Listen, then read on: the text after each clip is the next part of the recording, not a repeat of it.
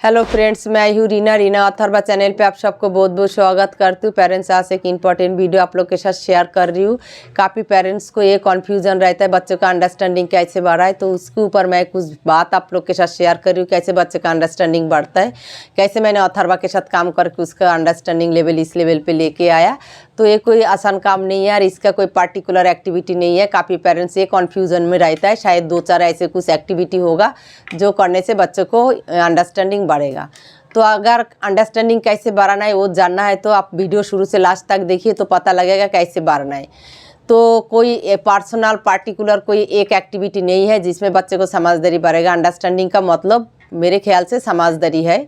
तो समझदारी बढ़ाने के लिए हर एक एक्टिविटी करना ज़रूरी पड़ता है। मैं और एक काफ़ी सारे वीडियो में मैंने बताया अंडरस्टैंडिंग कैसे बढ़ाना होता है, लेकिन पेरेंट्स को ये समझ नहीं आता है। पेरेंट्स हमेशा ये कन्फ्यूजन में रहता है, शायद 2-4 कुछ एक्टिविटी ऐसे होगा, कोई जादू का झप्पी होगा जो हमारा बच्चे के सिर पे रखेंगे और वो वाला एक्टिविटी कराएंगे तो उसको समझदारी आ जाएगा। पेरेंट्स ऐसे कोई बात नहीं है। कोई एक एक्टिविटी में, कोई 2-4 एक्टिविटी में बच्चे को समझदारी नहीं आता है। जैसे मैं कुछ एक छोटा सा स्टोरी आप लोग के साथ शेयर कर रही हूँ। जैसे घर में एक एनिमल, आप काफ़ी लोग डॉगी रखता है घर में, तो डॉगी को जब आप जो आदत डालते हो तो फिर डॉगी को समझ आ जाता है ना, तो वो एनिमल है। तो डॉगी को आप एक दिन में वो समझदारी नहीं ला सकते हो। जैसे एक डॉगी को आप रोज़ घंटी बजाओगे और खाना दोगे, तो फिर ऐसे घंटी बजाते रहोगे और उसके बाद ही उसको खाना मिलेगा। तो वो घंटी और खाना, इसका प्रोसेस उसको ब्रेन में शुरू हो जाता है, मतलब उसका ब्रेन काम करना शुरू हो जाता है। उसके बाद धीरे धीरे एक टाइम आएगा, आप उसको जब भी घंटी बजाओगे वो खाने के थाली के पास भाग के आ जाएगा, क्योंकि उसको ब्रेन प्रोसेस करना शुरू कर देता है, काम करना शुरू कर देता है। जो घंटी का मतलब खाना है, तो घंटी बज गया तो उसका मतलब मुझे खाना मिलेगा। फिर डॉगी के साथ आप बॉल का जो कैच थ्रो वाला गेम, जो काफ़ी मैंने देखा है, काफ़ी लोगों का डॉगी होता है, जैसे आप बॉल थ्रो करोगे तो बॉल आपको ला के देगा, तो वो सिखाना पड़ता है। तो बच्चे को भी ऐसे ही सिखाना पड़ता है। अगर एक एनिमल हो के डॉगी बहुत सारे काम हमारा हेल्प करता है, जैसे जैसे आप सिखाओगे डॉगी भी ऐसे कर लेता है। तो बॉल थ्रो करोगे तो ये काफ़ी दिन डॉगी को जाके साथ में बॉल थ्रो करके आप डॉगी को ले जाओगे बॉल के पास और उसको उठाने के लिए बोलोगे, उठा के ले आओगे। जो डॉगी के साथ ऐसे प्रैक्टिस करता है, पार्क में लेके जाके फिर डॉगी भाग के आके आपको बॉल देगा। जितना बार आप थ्रो करोगे डॉगी उतने बार बॉल आपको दे जाएगा। तो ये होता है ब्रेन का प्रोसेस, ये होता है ब्रेन का समझदारी। तो आप हमारे बच्चों के साथ समझदारी बढ़ाने के लिए आप जितना ज़्यादा काम कराएंगे, कोई एक एक्टिविटी नहीं है। जैसे हाइपर एक्टिविटी, बच्चे को बिहेवियर की प्रॉब्लम हो उसमें काम करना है, हाइपर एक्टिविटी हो उसमें काम करना है, सीटिंग में प्रॉब्लम हो उसमें काम करना है, सेंसरी प्रॉब्लम हो उसमें काम करना है। तो ये जितना प्रॉब्लम मैंने बताया, ये प्रॉब्लम पे काम करके बच्चे को जब बॉडी का हालचाल ख़त्म हो जाएगा और बच्चे को जब फाइन मोटर स्किल पे आप काम कराएंगे, जैसे नेकलेस बनाना हो, पिगी बैंक में कॉइन डालना हो, डॉट जॉइन करना हो, फिर बॉल थ्रो करना हो, इस टाइप का कोई भी आप एक्टिविटी कराएंगे तो उस टाइम ही, जब भी कोई भी एक्टिविटी करने के लिए आप बच्चे को लेके बैठेंगे तो बच्चे को ब्रेन प्रोसेस शुरू करता है, ब्रेन को समझदारी आने लगता है। क्योंकि हमें पता नहीं लगता है जो हमारा बच्चा ये लेके सोचता है। कोई भी एक्टिविटी हो, बच्चे को आई कांटेक्ट हो ना हो, एक्टिविटी आप कराएंगे तो धीरे धीरे बच्चे को समझदारी बढ़ेगा ही बढ़ेगा। अगर आप चुपचाप बैठे रहेंगे और सोचेंगे कोई से मतलब आपको ऐसे कोई एक्टिविटी मिल जाए, ऐसे कुछ चीज़ मिल जाए जो करने से आपका बच्चा 2-4 महीना में समझदार हो जाएगा, वो शायद माइल्ड मॉडरेट बच्चा हो सकता है, फिर भी उतना नहीं होता है जितना मेरा कॉन्फिडेंस है। कम से कम एक माइल्ड बच्चों के साथ भी 5 साल लग के काम करने के बाद ही वो 100% रिकवर करता है। तो अंडरस्टैंडिंग ऐसी चीज़ है। अगर एक सीवियर ऑटिज्म बच्चे हो या मॉडरेट बच्चे हो या माइल्ड बच्चे हो, आप A to Z एक्टिविटी कराएंगे, लाइफ का हर एक काम, लाइफ का जो जो काम होता है वो भी आप सिखाएंगे। जैसे आप उसको कपड़ा पहनाना सिखाएंगे तो फिर उसको सिखाएंगे ना, लेफ्ट हैंड बाजू में डालो, फिर हेड को गले में डालो। तो ऐसे जब आप कराएंगे तो उसको ब्रेन काम करना शुरू करता है। जब भी ब्रेन ज़्यादा काम करता है तभी बच्चे को समझदारी आता है। ऐसे सारे एक्टिविटी में समझदारी आता है। अंडरस्टैंडिंग की कोई एक एक्टिविटी नहीं होता है, कोई ऐसे एक्टिविटी नहीं है जो 4-5 एक्टिविटी एक्टिविटी करने से आपका बच्चे को समझदारी बढ़ेगा। तो ये मेरे बातों का मतलब एकदम गार्ड बांध लीजिए। अगर बच्चे को समझदारी परफेक्ट बनाना है, बच्चे को समझदार बनाना है, तो आपको हर एक साइड का एक्टिविटी करना है। हर एक साइड का मतलब क्या है, जो काम आपको मन में आए, जब भी आपको लगे जो ये काम मेरे बच्चों को आता नहीं है, मुझे सिखाना चाहिए, तो वो काम भी आप हैंड पकड़ के सिखाइए। अगर बच्चे को नहीं आता है, खुद से हैंड पकड़ के सिखाइए।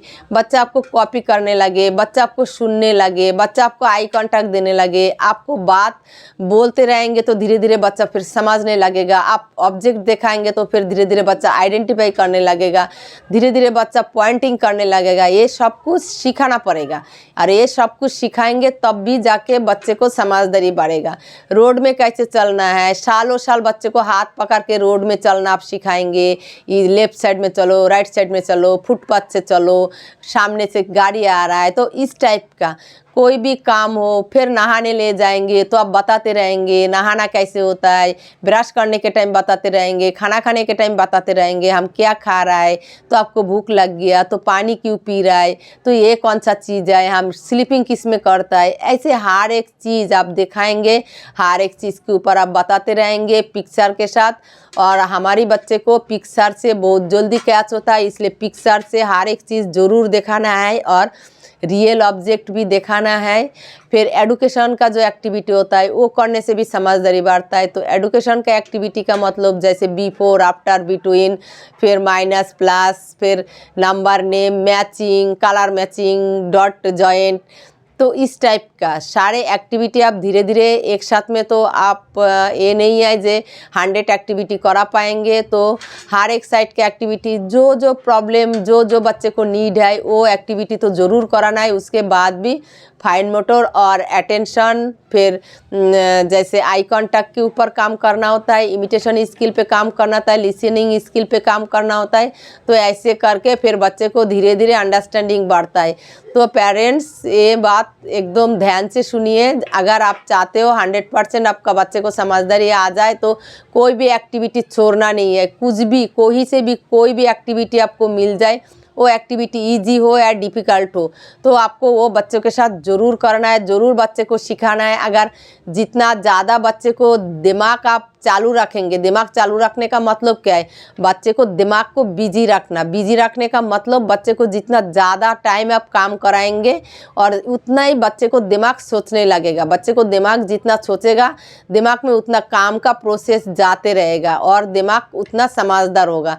और समझदारी तब भी बढ़ेगा जितना ज़्यादा काम कराएंगे।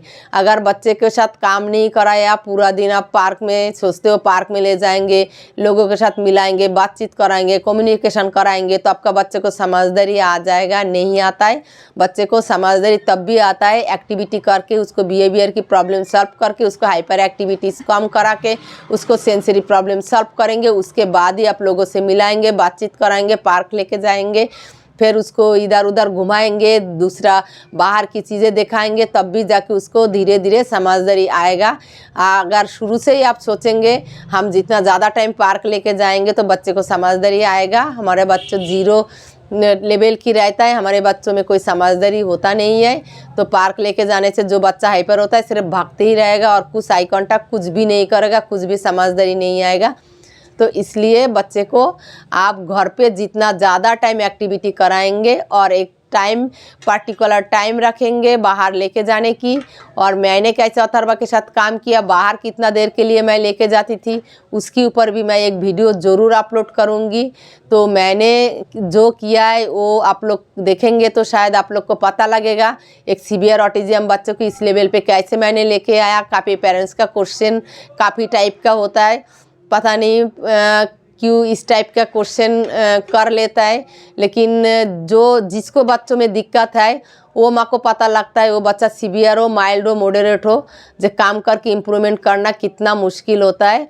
अगर माइल्ड बच्चा फिर भी बहुत जल्दी सीख जाता है। एक सीवियर बच्चे को पेरेंट्स, जो सीवियर बच्चे का माँ है, उनको पता लगता है किस भाव में बेचता है। बच्चों के साथ काम करना, काम करने का मतलब ऐसे लगता है हर रोज़ मरना। मतलब लोग एक दिन मरता है और ऐसे सीवियर बच्चों के साथ काम करने का मतलब ऐसे लगता है मैं हर रोज़ मर रही हूँ। इतना मुश्किल, इतना डिफ़िकल्ट है, इतना टफ है। मैं शेयर करूँगी, ज़रूर मैं बताऊँगी अथर्वा सीवियर ऑटिज़म होके भी इस लेवल पे कैसे आ गया।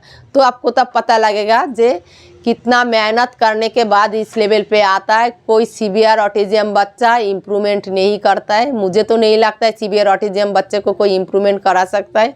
तो वो काम मैंने करके दिखाया और ये भगवान ने मुझे इतना हिम्मत दिया था, इसलिए शायद मैंने कर पाया। और मैं अथर्वा की लाइफ की एक भी टाइम मिस नहीं किया। हर टाइम मैं कोशिश रखती थी एक्टिविटी करने के लिए। तो आपके बच्चे को भी सीवियर ऑटिज़म हो, माइल्ड हो, मॉडरेट हो, कुछ भी हो, प्रॉब्लम हो तो आप काम कराइए। आपका बच्चा भी 100% रिकवरी कर जाएगा। आपका बच्चा भी समझदार बन जाएगा। थोड़ा टाइम लगता है, पेशेंस रखना पड़ता है। जो काम मेरा बच्चा 5 साल में नहीं कर सकता था, वो काम अभी 10 साल में कर रहा है। जब मेरा बच्चा 0 आई कांटेक्ट की था, 6 साल में भी आई कांटेक्ट इतना प्रॉपर नहीं था, वो काम अभी 10 साल में कर रहा है। 10 साल में अभी अथर्वा बहुत अच्छा इम्प्रूवमेंट मुझे दे रहा है।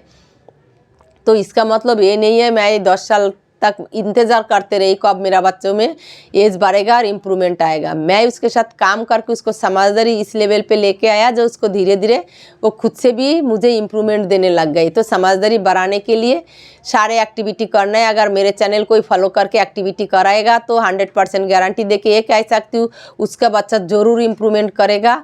और शुरू से लास्ट तक वीडियो देखना है, समझने की ज़रूरत है जो कैसे हम एक्टिविटी कराएं और कितना देर तक कराना है। हर एक बातें मैं वीडियो में शेयर करती हूँ।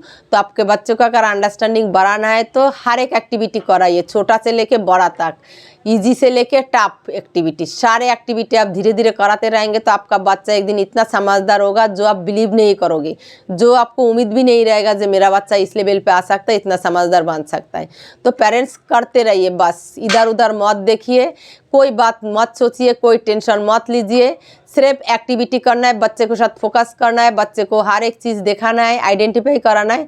तो आपका बच्चा ज़रूर अटेंशन देगा, अंडरस्टैंडिंग बढ़ेगा। आपका बच्चा भी नॉर्मल स्कूल में जाएगा, नॉर्मल क्लास में पढ़ेगा। इसमें कोई धोखाधड़ी की बात नहीं है। काम करने से हमारा बच्चा बहुत कुछ करता है। अभी जैसे देख रहे हो अथर्वा की, आगे जाके और भी देखेंगे। अगर शायद मैं अथर्वा के साथ रहूँगी तो अथर्वा और भी इम्प्रूवमेंट कर जाएगा। अभी काफ़ी सारे समझदारी बात अथर्वा करने लग गई जो 1 साल पहले भी नहीं करता था। जो समझदारी अथर्वा को 6 महीना पहले नहीं था वो समझदारी अभी आ रहा है। तो क्यों आ रहा है, उसके साथ मैं इतना समझदारी वाला इतना काम किया, इतना सारे एक्टिविटी कराया, मेरे पास इतना एक्टिविटी है उसका कोई हिसाब किताब नहीं है। धीरे धीरे मैं अपलोड करते रहूँगी, आप लोग देखते रहिए। तो समझदारी ऐसे ही बढ़ेगा। पेरेंट्स टेंशन नहीं करना, बस काम करते रहना है। तो आज या तक नेक्स्ट वीडियो में न्यू एक्टिविटी के साथ फिर आप लोग के साथ मिलती हूँ। Tata bye bye, thank you so much.